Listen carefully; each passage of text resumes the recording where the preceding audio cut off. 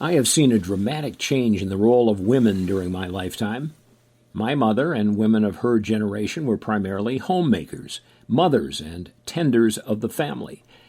That certainly was the model in the 1950s and didn't really start to change until the early 1960s, when feminist writers broke on to the scene to shatter the status quo. One such person was Betty Friedan, whose 1963 book, The Feminine Mystique, described the unhappy lives of women caught in the stereotypical roles of the times.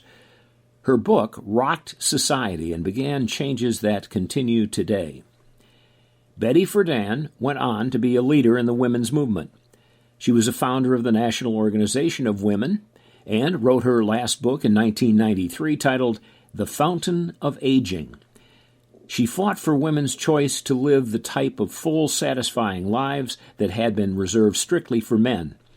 She fought for the Equal Rights Amendment and was a convener of the Nation Women's Political Caucus.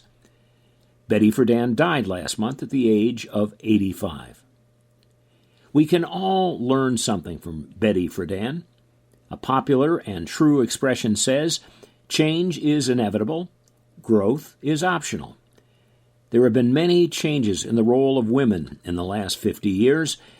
We have the choice to fight changes or to turn them into opportunities for growth. Today is also the beginning of Foreign Language Week. There is no better way to turn change into growth than by learning another language. I hope you'll choose to fight for positive change and grow with the changes.